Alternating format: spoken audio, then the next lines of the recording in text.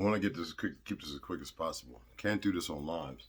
So I just want the ladies and some of the brothers to know, get you an appendix holster, okay? You don't have to go expensive, and you can bring them to your tolerance.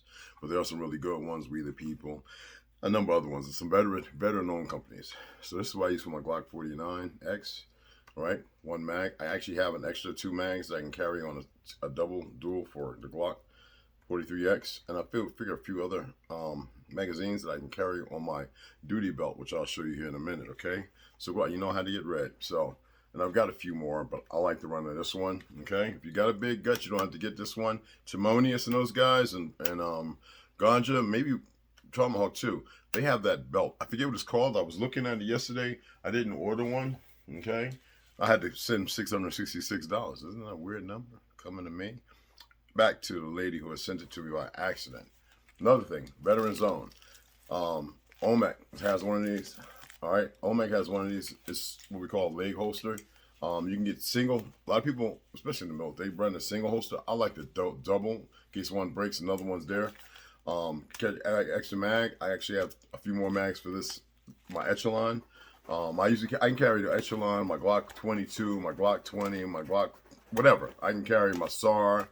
I can carry with a light, okay, because I like that. I don't have to get a specific fit, and it's dual lock, so it's safety and Velcro, okay. So I really like it. It goes onto my first part of my duty belt, and then my second goes right over that, and it sticks right to it fine, okay. As you know, I carry the Echelon. This is right now. This is one out of maybe 4 other ones but this is my go-to for EDC. A lot of people know I carry more than one sometimes, okay? Sometimes more than 2, but you wouldn't know it, okay? As you know, ladies, please, if you're going to get a handgun, go and get a CCW class to learn how to utilize it, and then go back there for training, regardless of what it costs. It might 25, 50, I don't know. Most places are pretty decent, especially for you liberal-minded women, our sisters who shouldn't be liberals at all. And they're the enemy and always have been. The Republicans, obviously you can see there's a lot of liberals within the Republican Party playing a game where at the end they're sort of showing their hand. They call them rhinos. There's no such thing. Rhino could kill both. But anyway, as y'all know, I'm big on aero precision and Palmetto State Armory, as long as I don't have to send something back.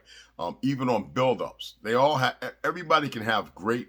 You can change your barrels out. If you have an issue, you send it back. I can't change this barrel out. What's going on? But as you see, I'm running a Raptor. This is my 7-inch barrel. This is one of my truck guns. Okay, I run 30, 40 round magazines. I don't like the drums with the 50 and 100. I have them. I just don't like them. You see, I'm running. You see right here. I'm not gonna say everything about what I'm running because this is not what it's about. You can go and pick up your own stuff. Brace on the back. I don't get by all these fake rules and everything. I know world history, like the real world history. And I don't recognize any of these individuals, yet there is a way to be a righteous individual. All right. So you render on the Caesars what is Caesar. The sad thing is all the stuff belongs to us. So I guess we are Caesar. So anyway, here again, this is what I run, 7 or 10-inch barrel for the truck gun. All right, we used to run long guns when I was coming up in our trucks, have a shotgun rack and all that kind of stuff in the military and all that. Another thing, I make sure I keep enough magazines. I'm not going out for war, all right? A lot of y'all are not going to have that kind of ammo, and you don't have the numbers, because it's not just 30 rounds going from one firearm. You have 30-man team, or you have a 62, you know what I'm saying? That's 30 rounds for each individual. That's some heavy firepower. You're not going to, it's not no one-man army. Don't let Hollywood fool you. So I like to carry, I call my T-bag. A lot of people actually use the regular acronym, but this is my mag vest. That's all it is, okay? I carry 6, and I have one that can carry 8, and then I don't say nothing else. Shotgun shells, extra magazines, just showing, all right, for show. And those are dummies anyway. And in here, I can dual up with shotgun shells, or even just chem lights or epinephrine stick people, you know what I'm saying, like medical and stuff like that. Okay. The other ones, I gotta take the stuff back upstairs, guys. This is one of my duty belts. I'm gonna show you this one. This is one I've had for a very short time. All right, I carry 4 mags. I carry 4 extended mags, rifle mags, and then handguns I carry. You see I have 2 there. That's for my Mic-Mac, which is in my truck. Now here I have extra tourniquets, stop bleeds, medical tapes. This is like I can go right in there and get to those things real quick. I actually carry another one in here, tourniquet. This right here, this is for, well, say if I wanted to keep my shells or something like that, or say I need some extra gouge or something like that, you know, packing gouge or something like that. I'll keep it in there, and that way I can reach around and pull it right out, pack a wound, get some sulfur in there or whatever, okay? A lot of y'all know I've showed you this before. I have, you would say, well, how in the world he got all that in there? This is a lot of medical stuff and an extra tourniquet too, okay? Stop, won't fast, stop bleed, you know, sutures, it's all up in here, okay? Because anything can happen out there. That's why I always take this with me. It's not so much the magazines, it's because I keep a lot of medical supplies on this small belt. Besides, I already showed you my medic, and I have a couple more. And Janae or whatever it's called. Anyway, those are upstairs, and one under my backseat of my truck. And I have like a couple of emergency ones that I bought at Walmart. But you know, why not? It was years ago.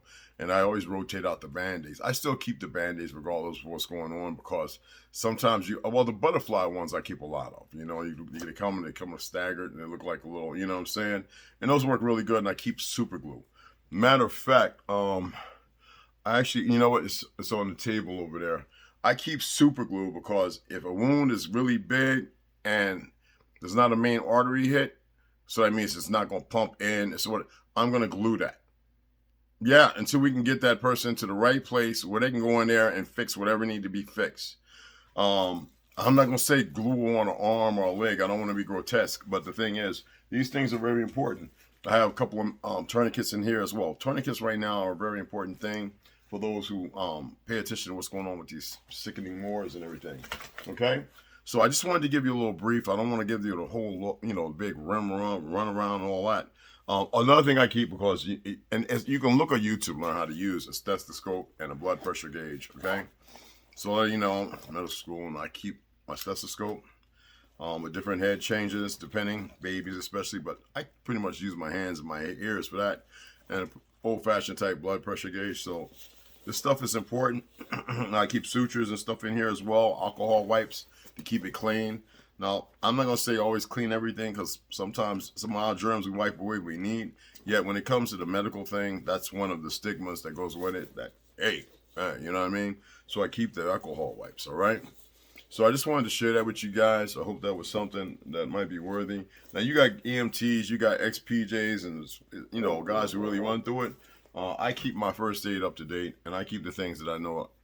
Like I said, I've been around places, people going to sleep in my arms in New York on a corner, being stabbed by their lovers, or they're shot in the side of their face, or, you know, what I had to do for myself.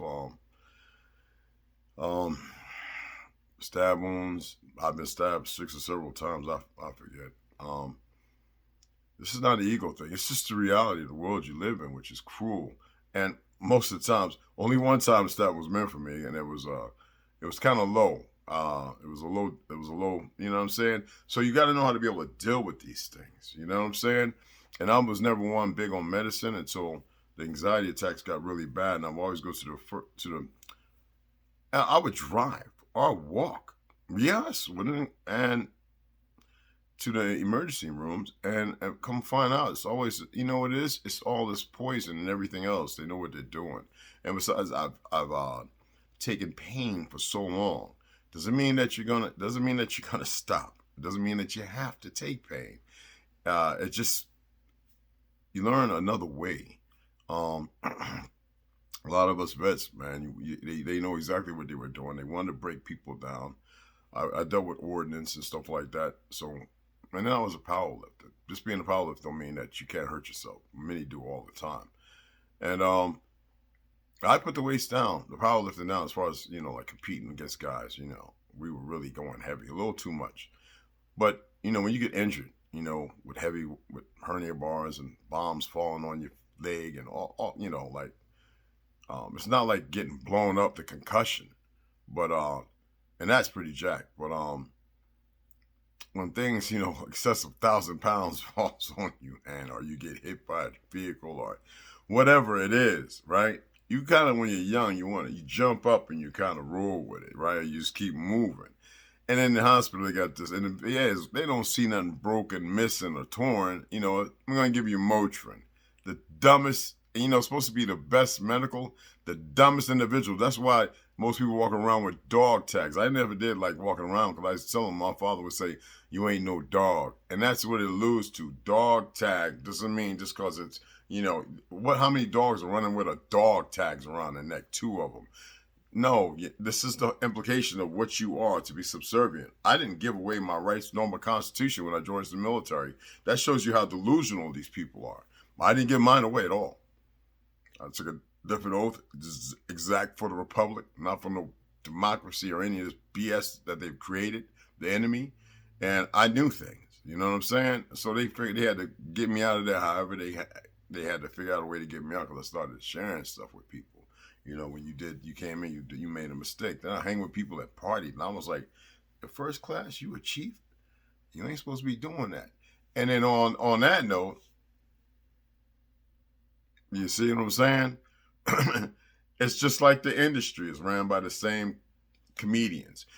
Anyway, I appreciate y'all. I just want y'all to know, ladies, get out there and get your sidearm. Don't just get it and put ammo in it and shoot yourself.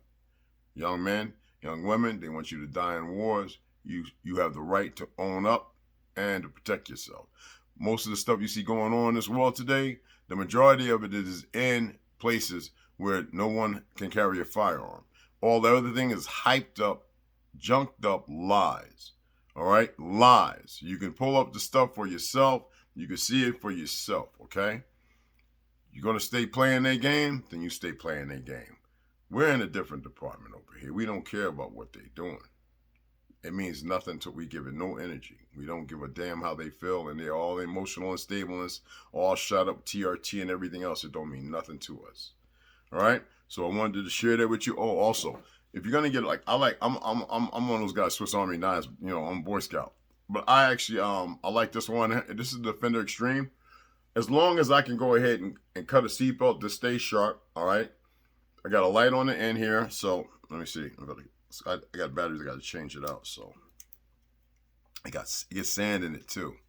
All right, and it's kind of hard to turn, but in an emergency, not if your car going to drink, but in an emergency, if you got to, let me see. Batteries might be dead.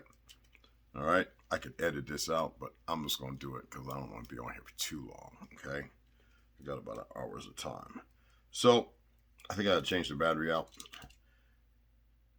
Yeah. So this is what it takes. It's a little, you bomb like that. It's 4 of them in there. And this one, I have to change it out because it's dead.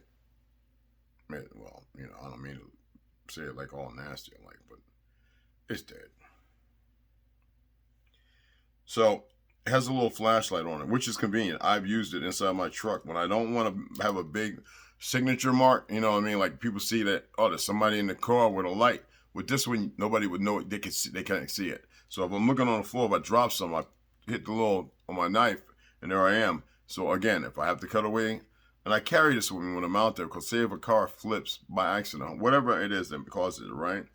And if they're in the car seat and they're upside down, there's oil or gas leaking, right? And little sparks going, right? I can cut them out the strap and extract them from the vehicle. Even if I got to punch through the window.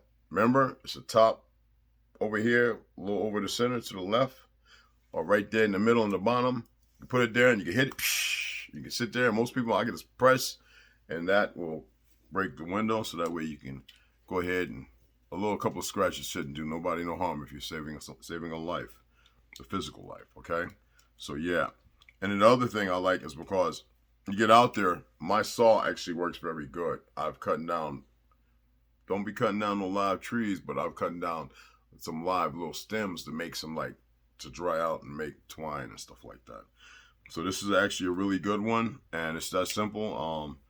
I always saw survival knives like we used to clean rabbits and squirrels, especially in Indiana sister field. We used to do a lot of rabbit and squirrel hunting on base, and sometimes deer. You know what I'm saying? When the season was right, there's so many of them. I don't do that now, but at the time. And you know, rabbit's very quick and easy to clean. Squirrel's a whole nother matter. But yeah, these are very good, and you can keep your sharpening. I'm kind of big on, for those who aren't aware. Hold on, let me get this right. Ceramic sharpening stones. I'm really big on those. I get a razor edge. You know what I'm saying? So with that, I appreciate y'all taking the time. I'm gonna go live here shortly, and have a discussion about some things that should be had, because they were never your friends, these individuals, and or your brothers or your sisters, and it's sad that they think the way they do. But we're gonna address some things, okay? So Baba Ross just hit me with another. I guess he's going live. You got a good following, Rod, and they love watching you. Anyway, I'll see you guys later, all right?